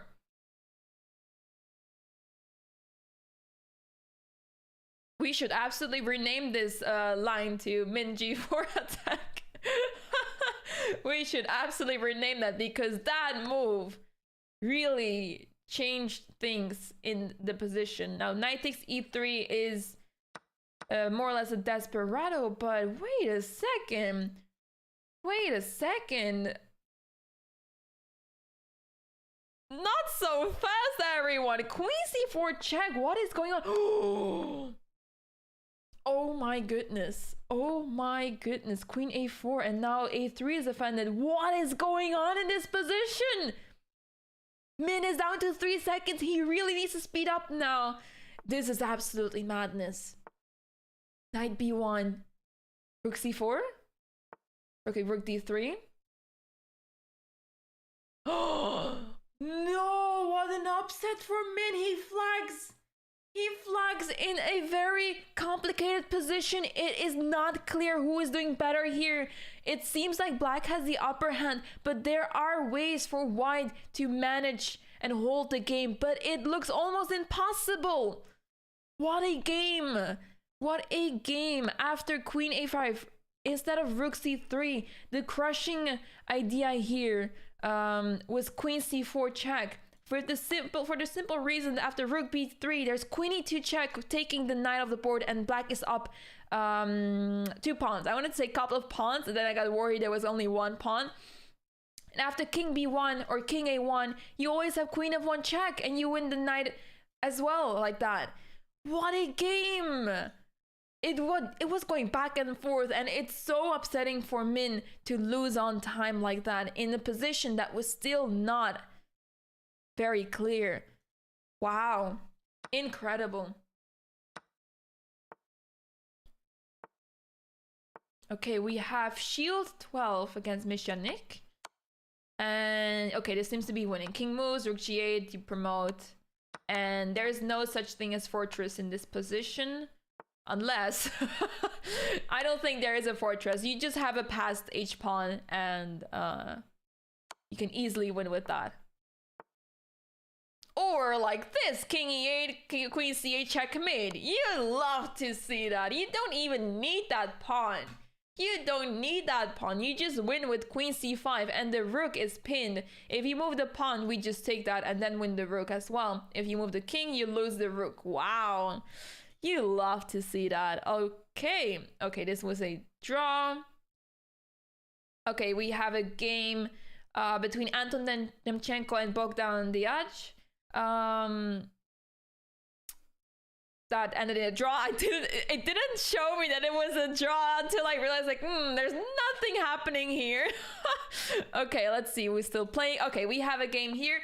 Rook and a king only against knight and pawn plus king. Now this should be a draw. But you guys can probably guess already what I'm worried about. A fork. Are we gonna see a fork? I don't think so. I think the chances of a fork here are below 0.01%. But the fact... There is no way! There is no way!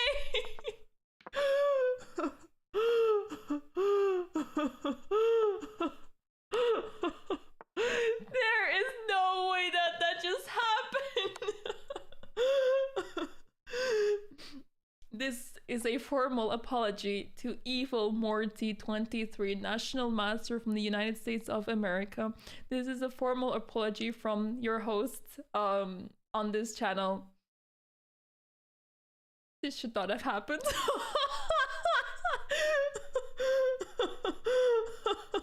What are the odds, man? What are the odds? And with that, guys, we conclude round 8. What a way to finish round 8. All right. That's how we finish round 8. We are moving on. After a short break, we will be moving on to round 9.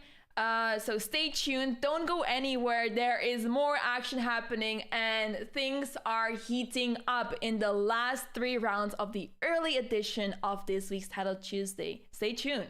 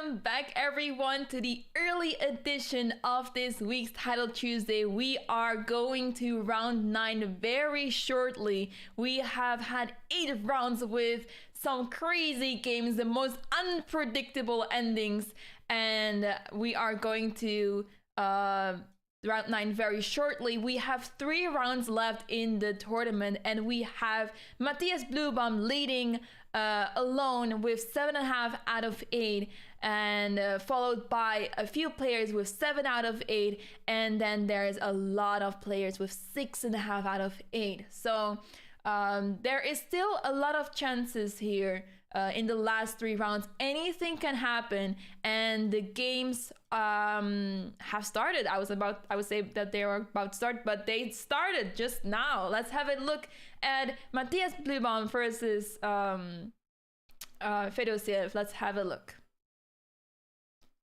Okay, we see the game started in the Queen's Gambit variation. But what happened here for Black? What happened over here? What happened?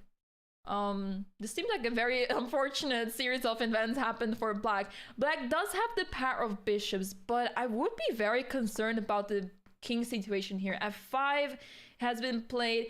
Now, the good news for Black is that now that the dark squared bishop is gone, you're not that worried about the weaknesses around your king. But if the knights can get to those squares, Black should be concerned. So until then, Black is still doing fine. But I would be really concerned here as soon as the knights make their way towards g5 and h6. That would be insane. But luckily for Black, knight on h6 is not happening very anytime soon. Queen d2. Nonetheless, I feel like Black does not have a great position. It's really difficult to play here. Whereas for White, it's very simple. Now, the threat here was Queen h6 followed by Knight g5. It's not the biggest threat because Queen g7 is always available. But it makes sense that Queen g7 has been played already. Also preparing some sort of f4 push on this, putting pressure on this pawn even more. So Queen g7. Now, what is White's plan? What is next? So if you play h4, you will probably face a f4. So that's why King h1 has been played, getting out of that pin for like whatever, whenever that's dangerous. Always good to avoid that beforehand.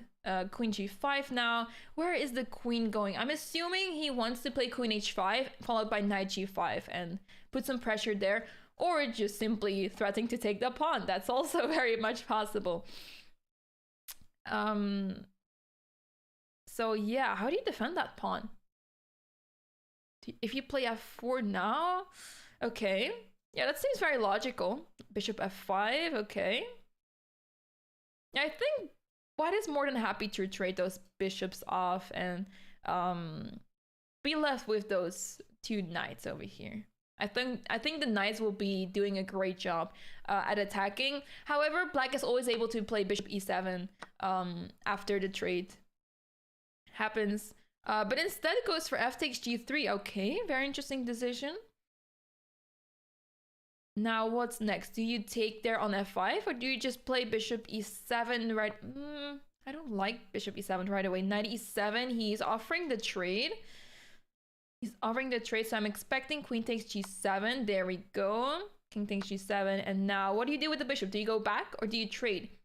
I would say you just want to trade off the bishops. Like, if you go back to, for example, d3 or c2, the pair of bishops, they will become much stronger in the endgame. Now that the queens are off the board, it is much more difficult for White to attack. You can now... Okay, well, actually, I was going to say you can set up a threat, but now with the knight on g6, you can't really access h4 that easily anymore. But the idea was that after knight h4, you would want to play knight f5 check, and knight takes d6 would be hanging. So he goes rook a d1 instead. Rook f d8 has been played. And do you want to take that bishop now is the question. From a practical point of view, I would say you do not want to take that, because the knight feels much better placed than this bishop. The bishop is a very good defensive piece in this position, but at the same time, if you get rid of that bishop, you will not have a lot of play, and black will be able to consolidate very easily. So to keep the imbalance in the position, to keep something going, you want to keep your knight on the board.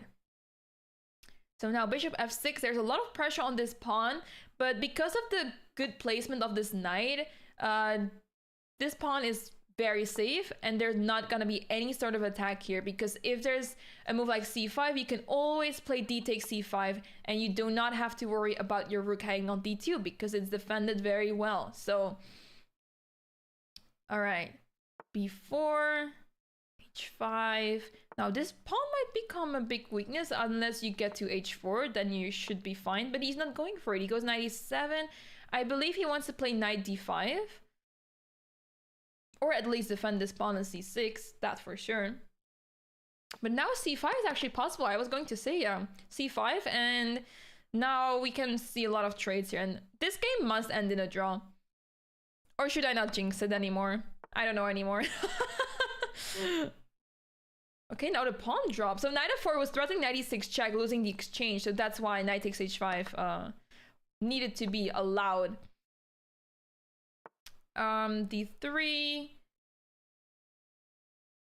Yeah, this is very difficult for either side to make progress, especially with this pawn d3. I feel like white needs to be very careful, because if they take here, knight f4 check, and you would lose material. So that's why white is taking it very easy. But now that the pawn has suddenly disappeared from the board, now white is winning.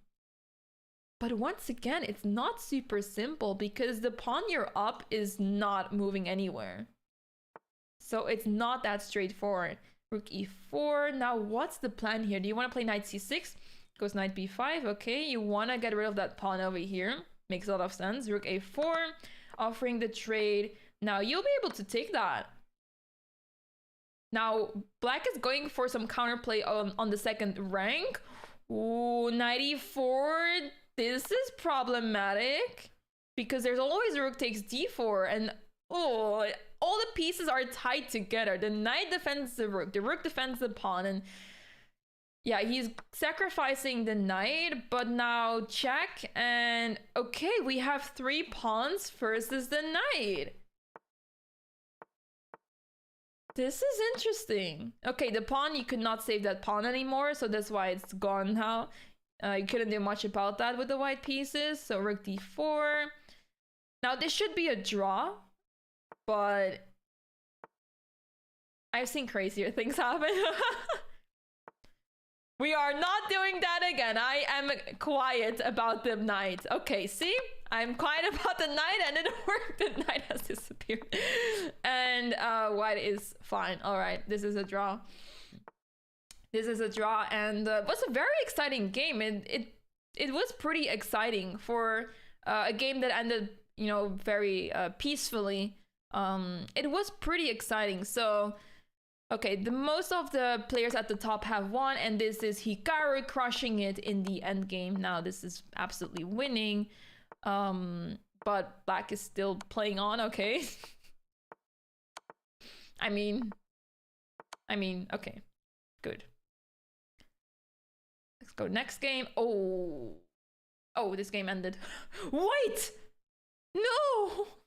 Joe Baba flagged in a win. I mean, not winning, but he's the only one that can win in this position. Oh. Joe Baba flagging with the rook and knight against the rook. That hurts a lot. But as we were told before, he's playing from an airport. I believe he's even streaming from the airport in Istanbul, if I have been informed correctly. But yeah, it does not help you a lot. Let's put it that way. But still amazing to see him play, of course, even under not the most optimal circumstances, right? So let's see how this game is going. I mean, I'm just scared to say anything, guys. I'm just scared to say anything at this point. But this should be a draw. I mean, you can't win this. Either side, you can't win. Even if you sacrifice. Okay, no. Well, Okay, are we gonna see repetition, please? No, he avoids the repetition. If he would have gone bishop c2, that was a repetition. Wow.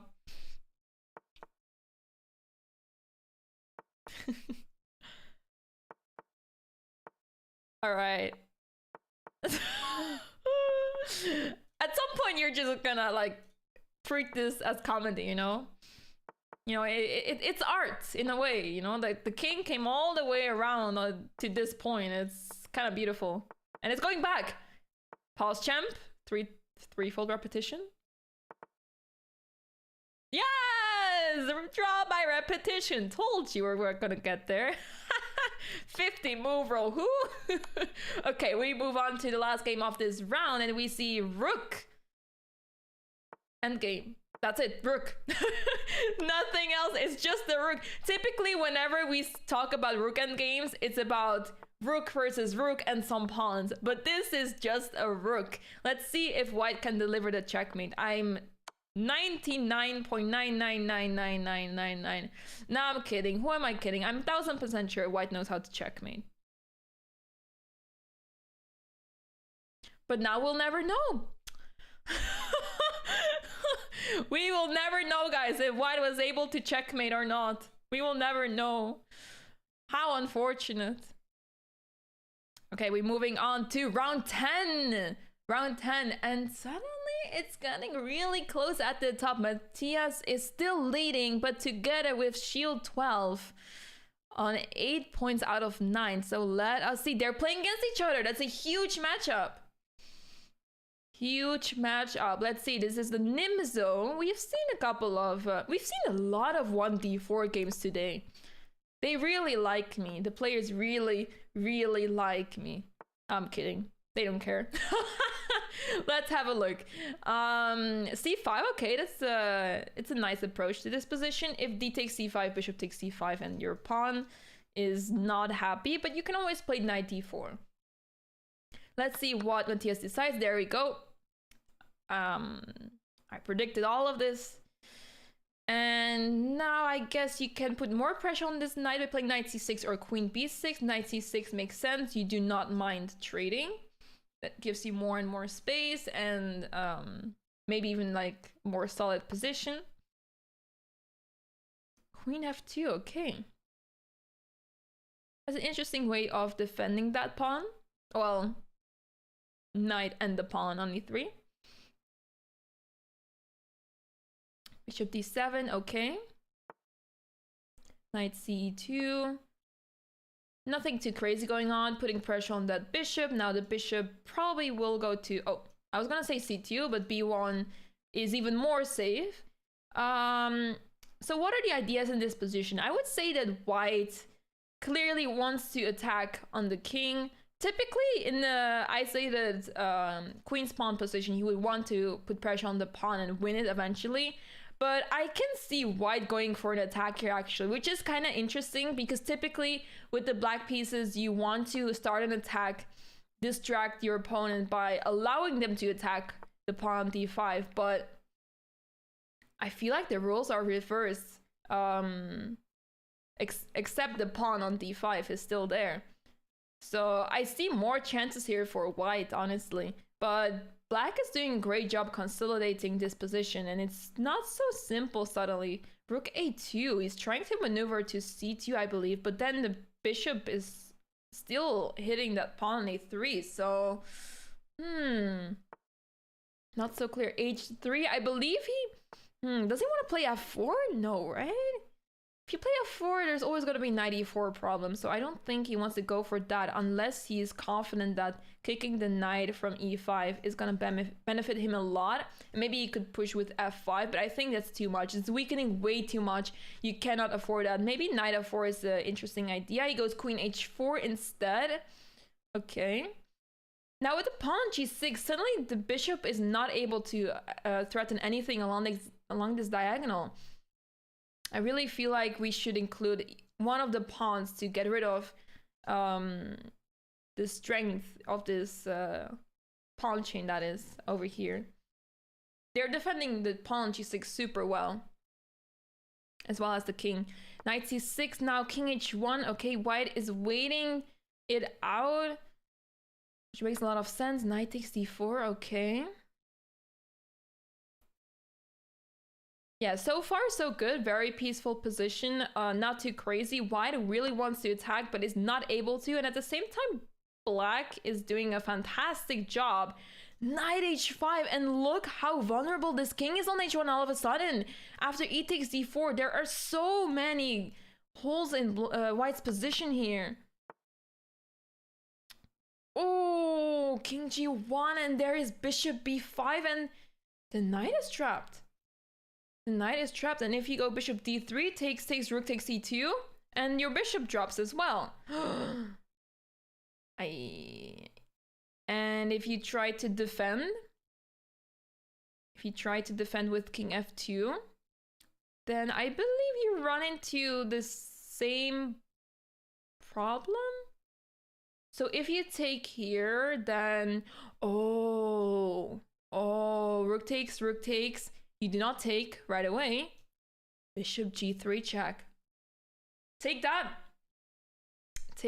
and you have a very crushing position. Wow. And it's like all the patterns are in black's favor. There is nothing you can do about this, for the simple reason that the pieces are placed perfectly, and there are too many holes in white's position. And now we see this line happening on the board. Bishop g3 check. If you move to g1, you lose the rook right away. If king e3, there are multiple ways to win this, with rook e7 or bishop f4 check. And now with bishop f4 on the board, your rook is pinned.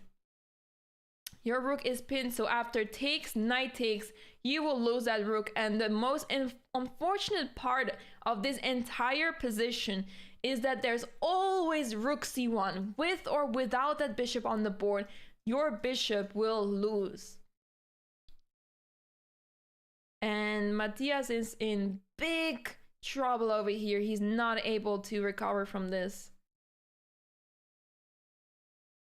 I'm expecting resignation. I mean, he's not going to resign right here, but in a couple of moves, he probably will, because his position is falling apart.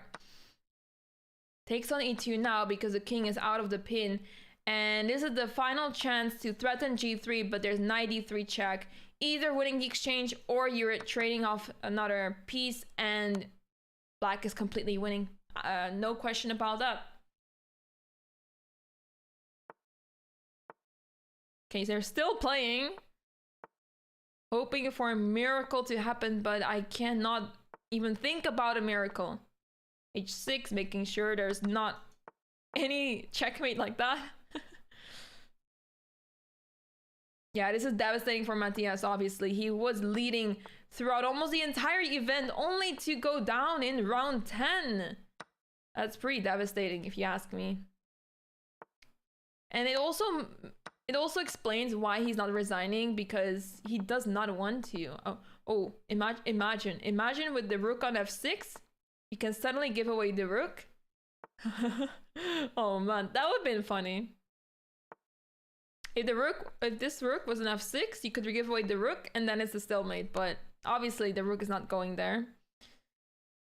Obviously it's not happening, and he's still trying. Oh, he tried. The idea I just mentioned, queen takes g6, was a stalemate, but obviously play with the black pieces is spotting that. And we have a new leader, Shield 12, leading with 9 points out of 10. And on second and third place, right behind Shield with 8.5 points, Dimitri Andreikin and Hikaru Nakamura. Can Matthias still come back from this? It is not in his hands anymore, and there is a big chance that Shield might go for a draw, because, well, he will be first place. Maybe not on tie breaks, but he will be sharing, he will at least win one of the prizes, and he might be happy with that. Okay, we still have quite a few games going on in round 10. So let's have a look. We see Robert Chesmuth against Sichev Clementi. Let's have a look what is happening here. Knight a4 check. So this must be winning, but it's not so simple. And that's it. That's not winning anymore. The problem here is because you're tied to that pawn, and there's no way you could avoid the repetition anymore. What? Wow, it's incredible how Black was not able to escape that. And it's a draw all of a sudden. It is insane. How was White able to defend that? How did it go wrong here? So king takes b4 was... Oh, after king takes b4, king takes d7, you just fork. Or we would have seen bishop and knight. I think that... You know what? He saw the fork. He just didn't want to go for bishop and knight. Checkmate. Nah, who am I kidding? He probably missed the fork. But it's crazy. I mean, obviously, they were very long on time. And it's so easy to step into something like this. And he's not able to escape it whatsoever. Let's see who is still playing.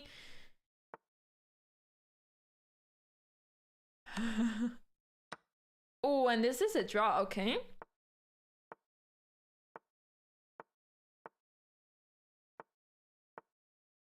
Nobody wants to draw. None of them. Neither of them wants to draw. Man, no more peace. Both players do not want to draw. They do not want to have a peaceful draw. They do want to have a draw that is like, fine. All right, we move on. Let's have a look. Oh, rook versus knight and bishop? That's it. That's it. Fork. I'm predicting a fork. That's it. But I mean, White can always decide to take one of the pieces and call it a day, you know? There is no way. Okay. Oh, 50 move. Wait, they went for 50 moves in this position. Oh, that's horrendous. Okay.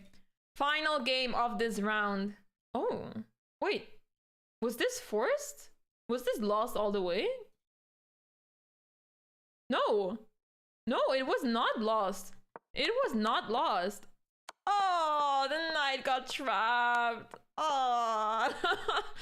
All right. That's very unfortunate. Nice win from the player with the black pieces. All right, we are moving on to round 11, the last round. Let's have a look at Shield 12 versus Hikaru.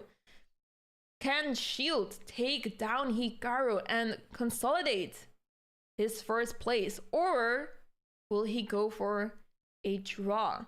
Hikaru is not responding just yet. Okay, there we go. He goes c6 with seated Karakan. This might be the first game of today with the first move 1e4.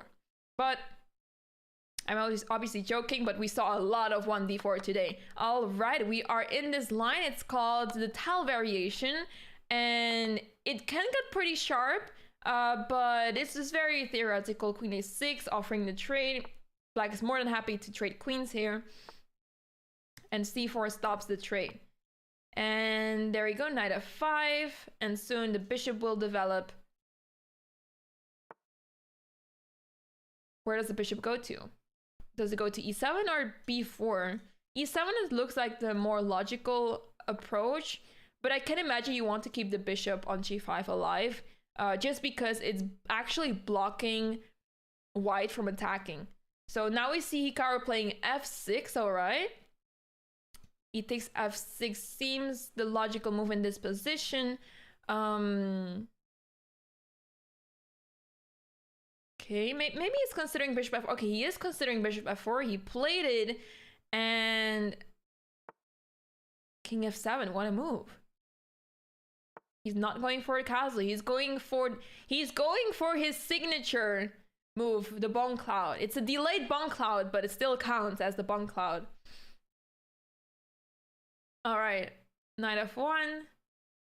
Yeah, this is quite a complicated position because Basically, black does want to attack. On one side, black wants to push through with the pawn on g5, but on the other hand, if you do that, your king will be in big trouble. So I'm guessing this is why he's going for knight f8, knight g6, instead attacking with the pieces and put more pressure on both the bishop and the pawn on e5. All right.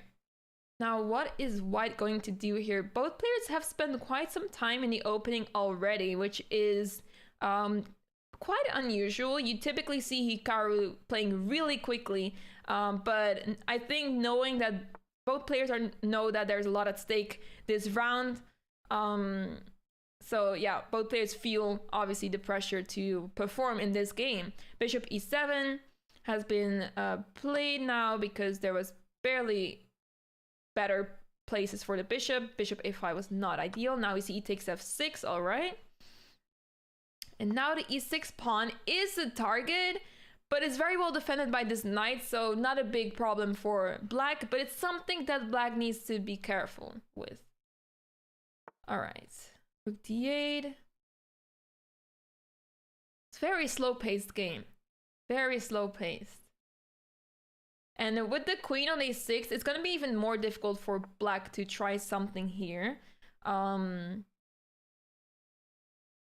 White has so much space, but no access to any of the squares in the position. You cannot play knight e5 or knight g5. You cannot enter with the other knight. There's no way. And that makes it so difficult for white to put pressure on black.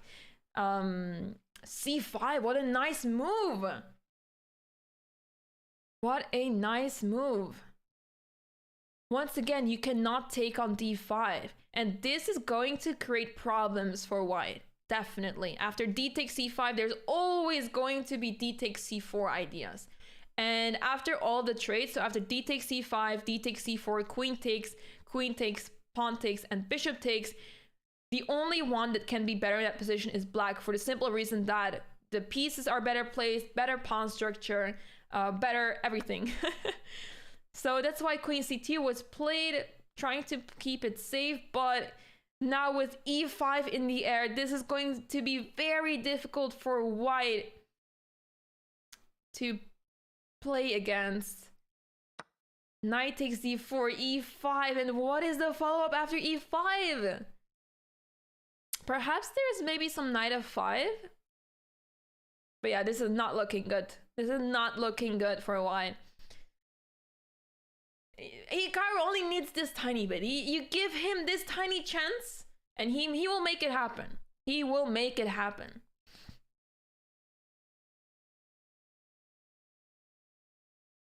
He's spending some time. He's probably calculating whether e5 is good or not. It is quite dangerous to push one of the pawns forward, try to win material, and the pawn is almost right in front of your king. It's one of the defenders around your king. So he was either confused how white allowed this, or he was trying to calculate like, okay, is this working out for me? Am I getting checkmated? Or both. Combination of both could be. Queen d6. All Hikaru needs now is to consolidate and not make any mistakes. It's that easy, right? He's putting pressure on that pawn g3. Now with rook e6, do we still want to take? I do not see any sort of attack here. You cannot sacrifice. That will not go well. Queen takes d5. Has been played, and this must be over. This is over. There was queen d4 also being threatened, so white was forced to trade, and there is no way that white is going to recover from this. Could even play bishop. Okay, with bishop h2, there was always king f2. All right, we see resignation, and Hikaru beat the player that was leading the tournament. All right, and let's have a look. Let's have a look who is still playing. Okay, we have Dmitry Andreikin still playing. Okay, against Grigory Operin. Okay, what is happening? This is really important because Dmitry Andreikin is still going for the first place. But is he able to make something happen here? Bishop b4, he does have a passed pawn. And this rook is tied to this pawn because if once the rook leaves, it's checkmate on h2. But now g4, okay, he takes on f5. Maybe that was the safer bet in this position. King g6. Ooh, this is super tense. This is super tense. White is trying to infiltrate on d8 to get to f6, but this rook is stopping the queen over there. Now, can you play c2? He's not doing it. When do you decide to move that pawn? Oh. The players are moving very quickly. Gregory operates down to 2 seconds. He needs to move. Okay, he makes a move queen h4. He can... If he defends that queen f6 check... Ooh... The rook is covering the square. And Dmitry Andreikin wins on the clock. Grigori Oparin flagged in a very complicated position. Black is winning, but it's not so simple. And Dmitry Andreikin was just moving left and right. And suddenly there are no more checks in the position. Let's have a look, everyone. The round is not over yet. I still see some games happening. Before we have a look at who the actual winner is, let's have a look how the other players are doing, and after that we will see who it will be the winner on tie breaks. We are not sure about this yet. Okay, we see a knight dropping. Now can the play with the white pieces, let me flip the board, can Big Fish make a miracle happen here? It should not be winning, this should be a draw, but we've seen everything today. We have seen everything today, so let's have a look. Rook h1, okay. So basically this game should be going... Okay, I got worried about a potential check there, but we are probably like 10-15 moves in. Oh. Okay, that knight was... Okay. I'm not sure if that was intentional. It could have been intentional, but it could also have been that Black just missed that. And we see a draw in this game. All right, let's have a look at other games. There's still a few games going on.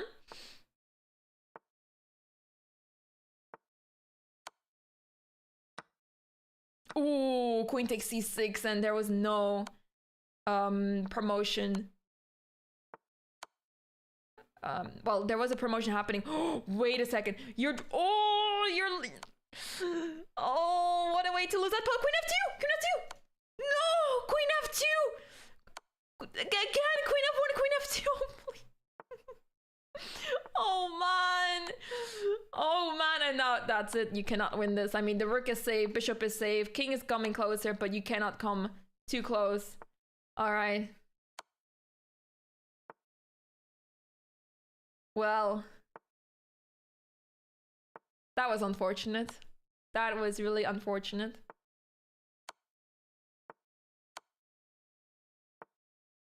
King e2, okay. Yeah, I mean, I think we're gonna see a draw very soon. It's very much impossible to create something here. As soon as the king comes closer, you give a check and the king has to leave. If the king goes to d1, you give a check on d3. It's just impossible. And the way that it's so nice for white to give checks all the time. Every time they give a check, the piece is defended. And now they're even setting up a threat. There was even a threat in that position. And you do not want to play a move like rook h3. Like, you may be able to, but you don't want to. It doesn't feel right. You want to stay together, protecting each other. And as soon as the king is here, I mean, the king cannot move forward to help the queen to win this game. It's impossible. So we're gonna see a draw very soon here, probably by repetition. But Black is still trying. Black is still trying. He's not going for the repetition just yet. Yeah, now how do you avoid... Okay, I guess that's how you avoid the repetition. Okay, this is the last game going on. This is the very last game. Okay. we're just gonna wait it out, see what happens. I mean, this must be ending in the draw, but since both players are still around 5 seconds on the clock, okay, the white player has 15 seconds, it could end. Okay, there we go. And we see that the tournament has ended, and we see that Dimitri Andreikin is the winner of the early edition of this week's Title Tuesday. Hikaru is on second place. I believe Hikaru had a very great finish. We did not see many of his games throughout the tournament, but in the end, he was able to come on top and still finish on a nice second place. And Shield 12 is on third place. And let's have a look at the rest of the standings. On this scene, we see that Mishanik is on fourth place, and there's a lot of people with 8.5 out of 11. Robert Chesmoot is still in the top 5. Robert Chesmoot had quite a good Title Tuesday as well. And we see that on the 6th, 7th, 8th, and 9th place, all and 10th place as well with 8.5 points out of 11. A lot of strong players, but sadly they are not going home with a prize. But that was a really fun, amazing Title Tuesday. We will be back. We will be back with the late edition of Title Tuesday in a couple of hours from now. So make sure to stick, well, not stick around for now, but to come back later and tune in for the late edition in a couple of hours from now. Thank you so much, everyone, for watching. Thank you so much for all the fun. It was a pleasure for me to commentate and host this show. We had some great experiences together. I think we had a great adventure together. But this is it for me. I will be signing off. We will be rating someone very soon, so make sure to stick around. Feel free to follow me on my channel, on my Twitch channel, right here. And I hope to see you next time. Have a wonderful day, guys. Take care.